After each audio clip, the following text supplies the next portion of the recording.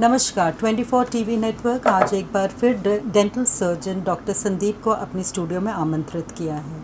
पिछले एपिसोड में हम बात कर रहे थे इनके क्लिनिक T32 के बारे में, उसकी खासियत के बारे में जो कि 24/7 खुला रहता है और फेशियल ट्रॉमा में भी उनकी एक्सपर्टीज़ हैं। डॉक्टर संदीप, सबसे पहले तो आपका हार्दिक स्वागत है हमारे स्टूडियो पे। आज हम बात करेंगे ओरल हाइजीन के बारे में। दांतों को कैसे साफ़ रख सकते हैं, ब्रश करने के अलावा भी कोई तरीका है जो जैसे हम अपने दांतों को और मसूड़ों को साफ़ रख सकते हैं। सबसे पहले तो मैं ये जानना चाहूँगी, आजकल बच्चों के मिल्क टीथ पे ही कीड़े लगने लगे हैं। जी।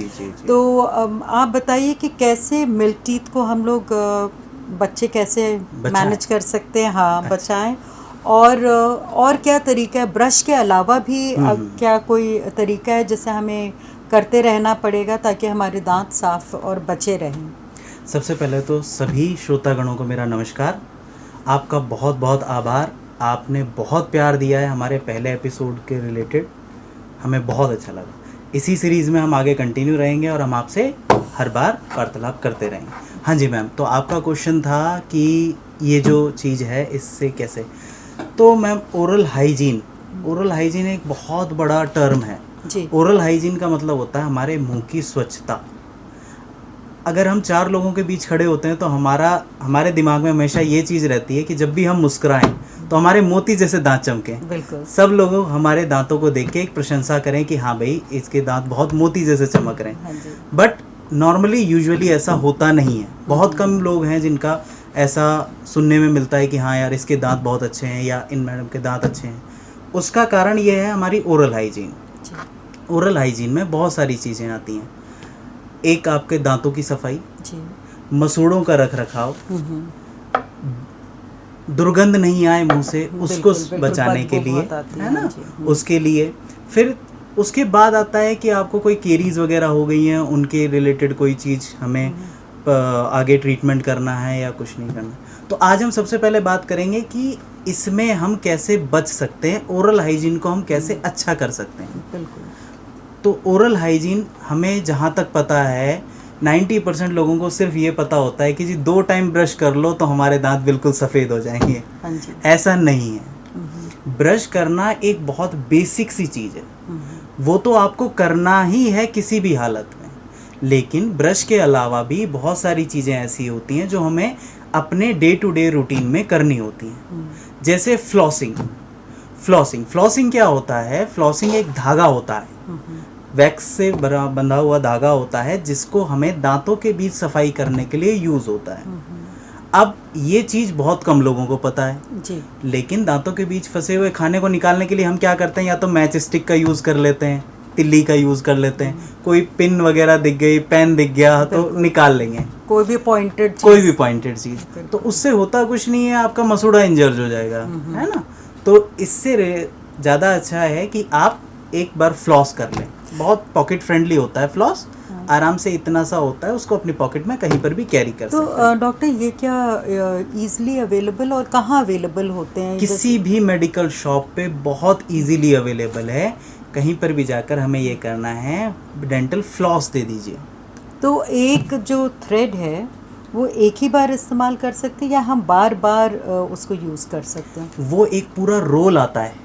अच्छा। 10 मीटर का, 20 मीटर का, अच्छा, ऐसे रोल आता है। तो हमें जितने की ज़रूरत है उतना निकाला, उसको रोल किया और साफ़ कर दिया। अच्छा, ओके।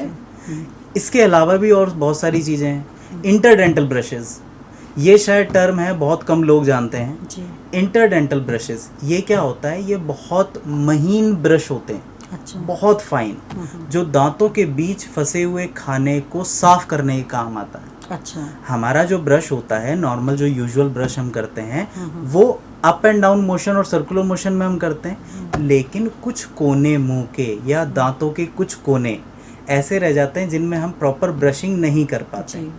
उनके लिए इंटरडेंटल ब्रशेज आते हैं जो दांतों के बीच जाके सफाई करते हैं।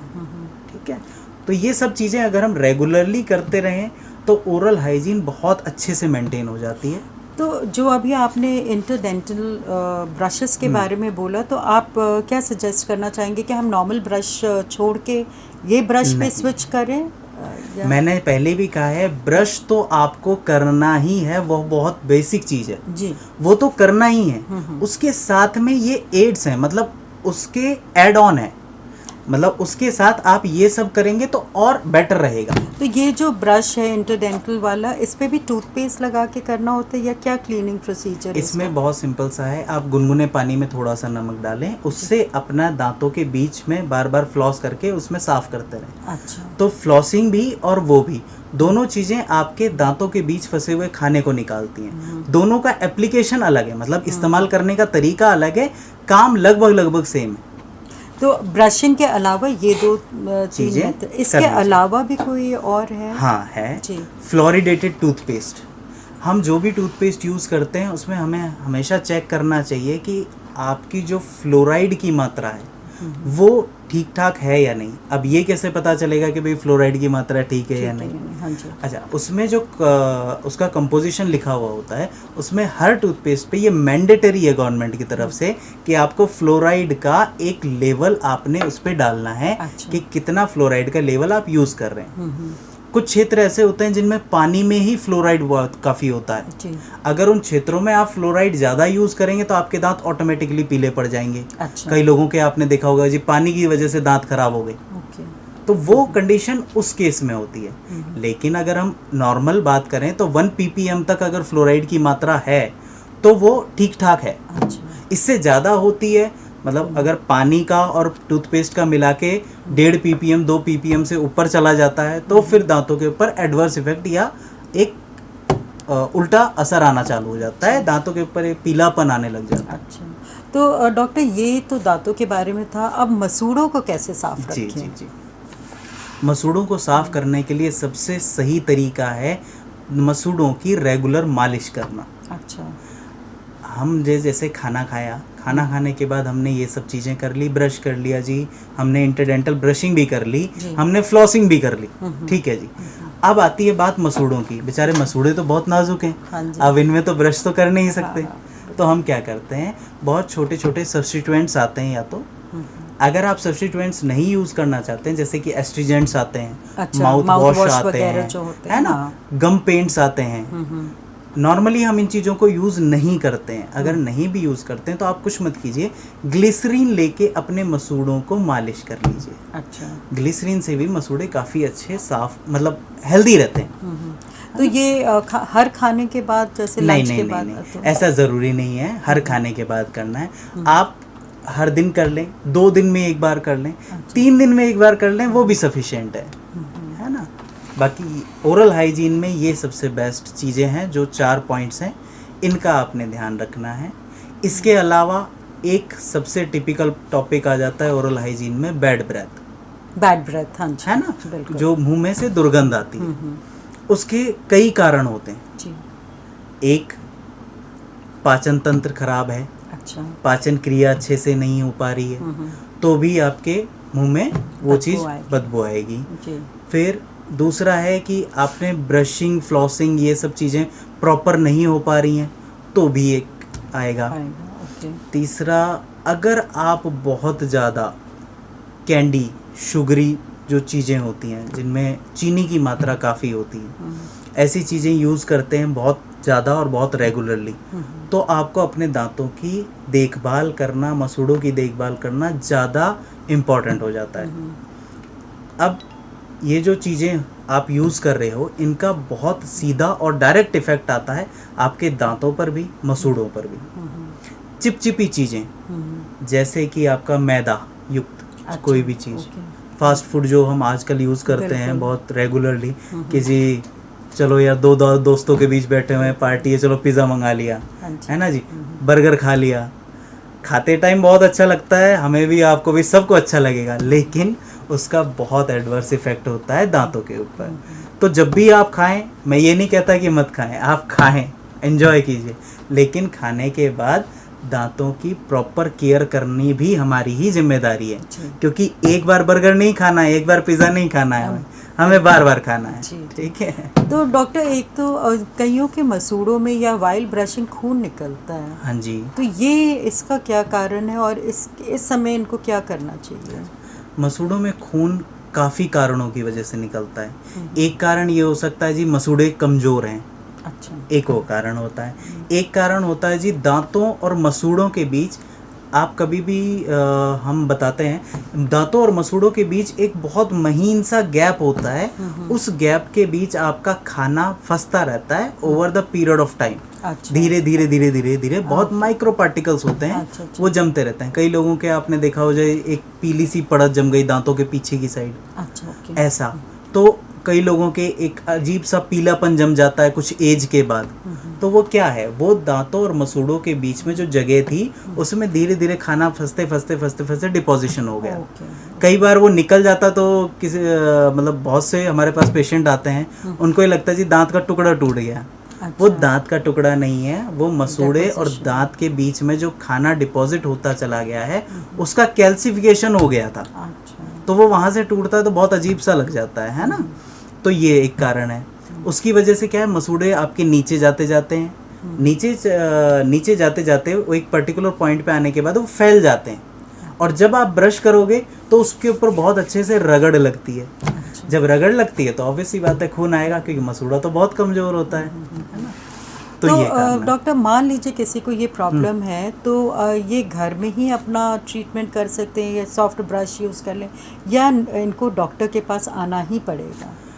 हर 6 महीने में एक बार डेंटिस्ट के पास विजिट ज़रूरी है। अच्छा, ओके। किसी भी डेंटल परेशानी को रोकने के लिए डेंटिस्ट को आपके हर 6 महीने में एक विजिट देनी पड़ेगी, ठीक है। अब आते हैं हम इस पे कि भाई ये जो खाना फंसता है या ये चीज़ें होती हैं, ये आपकी होंगी ही होंगी। क्यों? आप खाना तो छोड़ नहीं सकते, है ना। एक तो तरीका ये है कि भाई हम खाना पीना सब कुछ छोड़ दें, त्याग कर दें है ना, तो वो तो कर नहीं सकते। हाँ। तो क्या होगा, हम खाना खाएंगे लेकिन खाना खाने के बाद हम ब्रशिंग भी कर रहे हैं, फ्लॉसिंग भी कर रहे हैं। जो लोग ब्रशिंग, फ्लॉसिंग और इंटरडेंटल ब्रशेस यूज़ करते हैं उनमें ये प्रॉब्लम बहुत कम होती है। लेकिन जो ये चीज़ें नहीं करते हैं और स्टिकी फूड भी थोड़ा यूज़ कर रहे हैं, अगर वो चीज़ हो रही है तो उस केस में आपने हर 6 महीने में एक बार डेंटिस्ट के पास जाके स्केलिंग करवा लेनी चाहिए। स्केलिंग कुछ भी नहीं है, बहुत छोटा सा प्रोसीजर है, 10 मिनट का प्रोसीजर है, 10-15 मिनट का। उसमें आपके दांत और ये सब मसूड़ों की साफ़ सफाई रख रखाव हो जाता है अच्छे से। और रही बात इसकी कि भाई मसूड़ों से खून आ रहा है, तो इसके लिए पहले सफाई करवाना ज़रूरी है, दांतों की स्केलिंग। उसके बाद इस गम पेंट यूज़ करना ज़रूरी है जिसके ऊपर मसूड़ों की मालिश होगी, उससे मसूड़े स्ट्रॉन्ग होंगे। रेगुलर गुनगुने पानी में नमक डाल के कुल्ला करना पड़ेगा, उससे भी मसूड़े स्ट्रॉन्ग होंगे। तीसरा, आपने मसूड़ों की खास देखभाल रखनी पड़ेगी उसके बाद।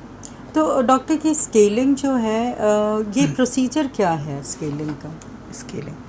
स्केलिंग दांतों की सफाई करने का प्रोसीजर है। दांतों के दांतों के कुछ ऐसे पार्ट्स होते हैं जिनमें हमारे ब्रश नहीं पहुंच पाते, ऐसे पार्ट्स की सफाई को हम लोग स्केलिंग बोलते हैं। स्केलिंग मशीन के थ्रू होती है और बहुत ऐसे रीजन्स में होती है जहाँ पे बहुत डेलीगेट रीजन्स होते हैं, वहाँ पर हम मसूड़ों की सफाई करते हैं। मसूड़े और दांत के बीच में जो बेसिकली जगह होती है उसकी सफाई को हम लोग स्केलिंग बोलते हैं।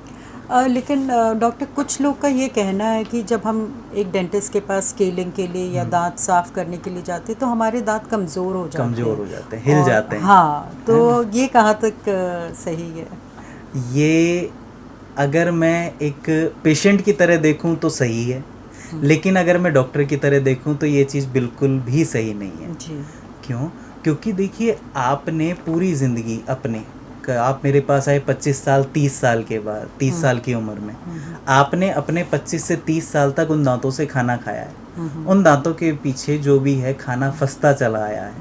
अब वो एक पर्टिकुलर डिपॉजिट हो गया है, अच्छा खासा ऐसे एंगल पे डिपॉजिट हो गया, मसूड़ा नीचे चला गया है, और उस कैल्सिफिकेशन पार्ट ने जो आपका खाना है बेसिकली उसने दांत को पकड़ रखा है, जकड़ रखा है। जब मैं उस पोर्शन को हटाऊंगा तो वो आपका दांत ऐसा फील होगा कि वो हिल गया है। अच्छा, सो बेसिकली वो हिलता नहीं है। बेसिकली हिलता नहीं है, पर उसकी वजह से दांत हिल जाता है। ठीक है। तो डॉक्टर, ये जो मसूड़ों से खून आता है, ये क्या इसी को पायरिया कहते हैं? ये इनिशियल स्टेज ऑफ पायरिया है। अच्छा। मतलब अगर इसको आप रोकथाम नहीं करें, इसका ट्रीटमेंट नहीं करें, तो एडवांस स्टेजेस में जाके या कुछ टाइम बाद जाके, जैसे 2 साल 4 साल 5 साल 6 साल, इस टाइम पे जाके ये पायरिया में कन्वर्ट हो जाएगा। तो पायरिया से आपका क्या मतलब है? पायरिया मैम, पायरिया एक बीमारी नहीं है, पायरिया बंच ऑफ बीमारीज है।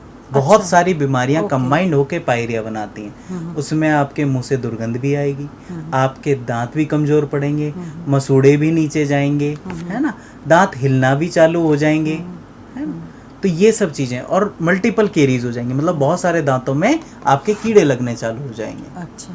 तो ये सारी जो बीमारी है, ये कंबाइंडली मिल करके एक पायरिया शब्द को बनाती है।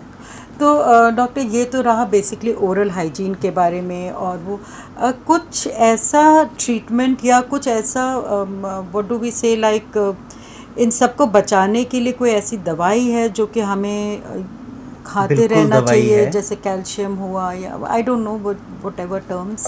बिल्कुल है, दवाई है और सबके पास है, सबके घर में अवेलेबल है। जी जी जी। आप सिट्रस फ्रूट्स खाइए, अच्छा। नींबू, है ना, संतरा, मौसम्बी, ये आप रेगुलर यूज करते रहिए तो आपके मसूड़े स्ट्रांग रहेंगे। अच्छा।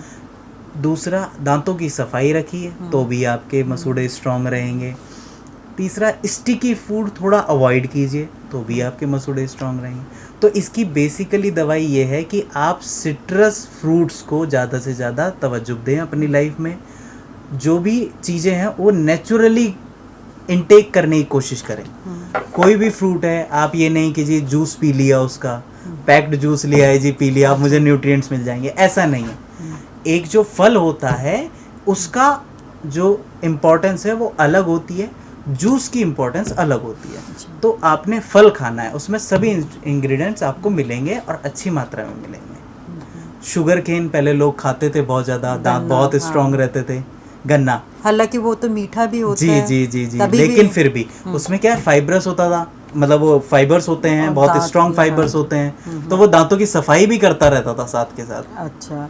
तो डॉक्टर, कितना ये सच है कि हमें दूध ज़्यादा पीना चाहिए, या कैल्शियम थोड़े से उम्र जैसे जब हम 20s में आते तो कैल्शियम खुद ही खा लेना चाहिए, ये सब क्या हमें डॉक्टर्स के प्रिस्क्रिप्शंस पे खाना चाहिए या हम ऐसे भी खा सकते हैं?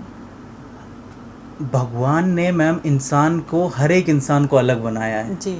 हर एक का शरीर अलग है, हर एक की नीड अलग है। अगर आपकी बॉडी में आपको लग रहा है कि हाँ मुझे कैल्शियम की ज़रूरत है तो बिल्कुल लेना चाहिए। अगर आपको लग रहा है कि नहीं मेरे को पोटेशियम की ज़रूरत है तो बिल्कुल लेना चाहिए। तो डॉक्टर की वेट करना है, डॉक्टर से प्रिस्क्रिप्शन लेना है, वो एक अलग चीज़ है। आप ले सकते हैं और आपको लेना भी चाहिए। इसलिए मैंने बोला ना 20 साल के बाद, 18 से 20 साल के बाद हर इंसान को हर 6 महीने में एक बार डेंटल विजिट ज़रूर देनी चाहिए। अच्छा।